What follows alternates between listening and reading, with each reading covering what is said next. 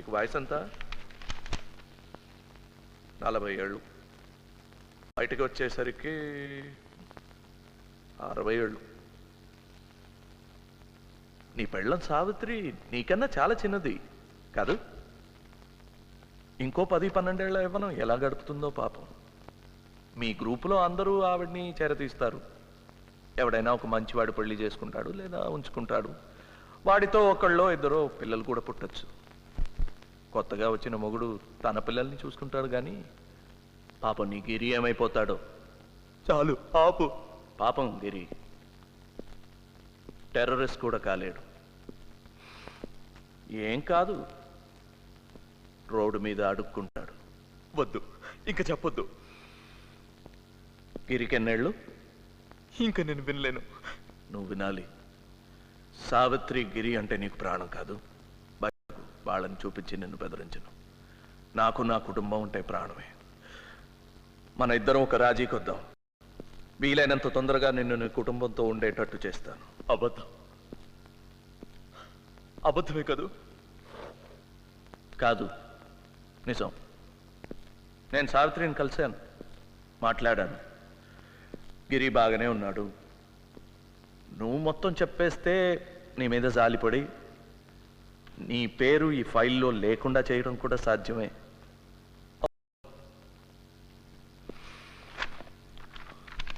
ఇల్లు పొలం అన్నీ అమ్మేసి మేము ఎక్కడికి చెప్పినా అక్కడికి వెళ్ళటానికి నీ భార్య సిద్ధంగా ఉంది. నీ క్షేమం గురించి హామీ కూడా ఇచ్చాను. నీ గురించి ఈ ఫైల్లో చాలా బాగా రాశారు. మన దేశం కోసం ఒకసారి యుద్ధం కూడా చేసావట నువ్వు.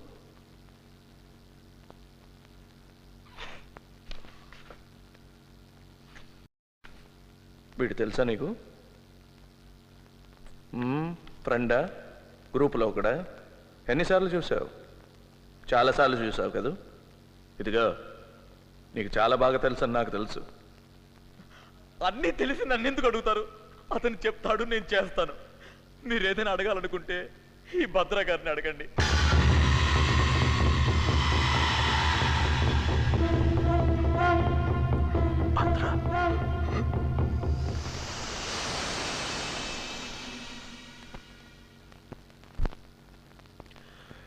నిన్ను నీ పొగర్ని చూడగానే అర్థం చేసుకుని ఉండాల్సిందే. భద్ర, ఇప్పుడు నువ్వే నాయకుడివి అని తెలిసిన తర్వాత చర్చలు మొదలు పెడతాం. సీఎంతో డైరెక్ట్గా మాట్లాడొచ్చు. చర్చలు సంప్రదింపులు నా పద్ధతి కాదు. పోరాటమే నా సమాధానం. అయితే ఇక్కడే చేస్తావు. నేను చస్తే 1000 మంది పుడతారు. పుట్టరు. నువ్వు చేస్తే 1000 రెట్లు భయం పడుతుంది. నీది ఉగ్రవాదం కూడా కాదు, ఉన్మాదం. నీ తర్వాత తరం నీకన్నా అధ్వానం. సినిమాకి జీవితానికి తేడా తెలియని వాళ్ళు. వాళ్ళని ఈ ప్రభుత్వం కొనేస్తుంది లేదా కాల రాసేస్తుంది. ఈలోగా మీ ప్రభుత్వమే అమ్మకానికి వస్తుంది. అప్పుడు మేము మీ ప్రభుత్వాన్ని పాము తల తొక్కినట్టు తొక్కేస్తాం. తోక మాత్రం కాసేపు కొట్టుకుని గెంతులేస్తుంది. తల తొక్కటం మొదలెట్టేశాం. అందుకే నువ్వు ఇంత గెంతులేస్తున్నావు. ఉండు, తొందరపడకు. నువ్వు తొక్కింది తలో తోకో మాట్లాడేవాడు మాట్లాడిన తర్వాత తెలుస్తోంది. బాగా మాట్లాడుతున్నాడు మీవాడు కృష్ణ. వాడు చెప్పే రహస్యాలు రాసుకోలేక మా వాళ్ళు చేతులు పడిపోతున్నాయి, టైప్ రైటర్లో అరిగిపోతున్నాయి. మీ వాళ్ళు అందరి పేరు చెప్పేశాడు. ఏమేం పేర్లు చెప్పాడయ్యా? అది ఏదో నరసింహం, పవన్, శివ, మాలా, సురేందర్, శరద్. కరెక్ట్. రేపు పోలీస్ ఫైల్స్ చూసి ఒక్కొక్కరిని గుర్తుపడతాడు. ప్రసాద్, బయట నిల్చు. సార్, బయటకు వెళ్ళమన్నాను. సార్.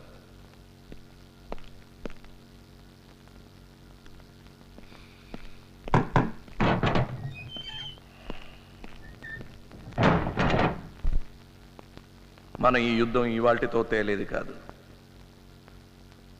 తాత్కాలిక ఓటమిని శాంతి మార్చుకోవడం మంచి రాజకీయం కదా, నీకు తెలియదేంటి?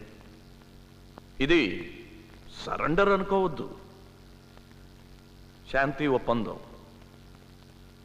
ఒప్పుకో, మంచి బేరం. బేరానికి వచ్చావు కనుక నేనొకటి చెప్తాను, అది మంచి బేరమే. చెప్పు. ఫోటోలు పేపర్లో వేసుకుని మా వాళ్లే సరెండర్ అవుతున్నారు అనుకోకు. చడి చప్పుడు కాకుండా సైలెంట్గా సీక్రెట్గా మీ వాళ్ళు చాలామంది మాకు సరెండర్ అవుతున్నారు. నీలాంటి వాళ్ళు ఓడిపోయే పక్షంలో ఉండి ప్రతిభను వృధా చేసుకోకూడదు. మా వైపు వచ్చాయి, గెలిచేసాడు. ఓర్ని, నన్ను మీతో చేరమంటున్నావా? You bastard. ఎవరితో మాట్లాడుతున్నావో తెలుసా? ఆదినారాయణరావు డీసీపీ కదూ? నేషనల్ పోలీస్ అకాడమీలో బెస్ట్ క్యాడెట్గా నా పేరు బోర్డులో ఉంది. ఎప్పటికీ బెస్ట్గానే ఉంటాను.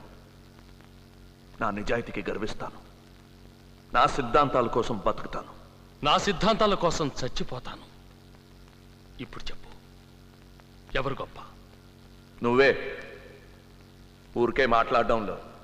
భద్రా, మాట్లాడేది వినబడాలి, లేకపోతే ఏం చెప్తున్నావో అర్థం కాదు. ప్రభుత్వం మాట్లాడితే ఈ ప్రపంచానికి వినబడుతుంది. నువ్వు మాట్లాడితే ఈ గదిలో నాకు మాత్రం వినిపిస్తుంది. నా సలహా విని. విన్నాను. ఇంకా ఏమైనా సలహాలు ఉన్నాయా? ఉన్నాయి. ఇంకోసారి నన్ను మీలో చేరమని సలహా ఇస్తే పళ్ళు వెళ్ళిపోతాయి. ఒక్కొక్క సలహాకి ఒక్కొక్క పన్ను. పళ్ళన్నీ రాలిపోయాక నీ ఎముకలు ఉన్నాయి కదా, ముక్కలు ముక్కలు చేసేస్తాను. ఓర్చుకోవడం కష్టం, బాధ భరించడానికి కూడా ఒక హద్దు ఉంది భద్ర. ప్రతి మనిషికి ఒక బ్రేకింగ్ పాయింట్ ఉంటుంది. ప్రకృతి సహజం.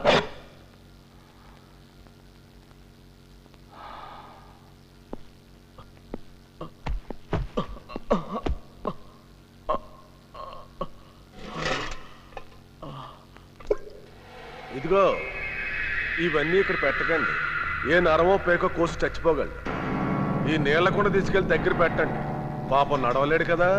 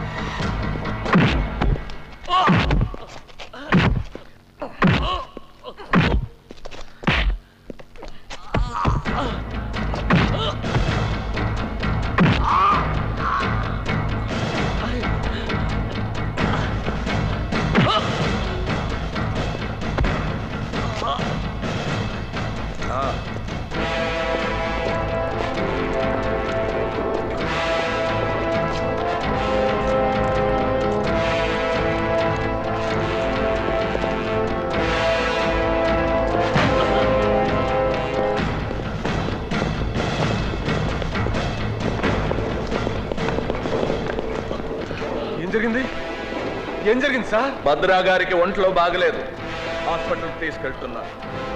అది ఎవరైనా అడిగితే? ఎవరైనా అడిగితే ఎవరు responsible sir? They are responsible. I am responsible. Any questions?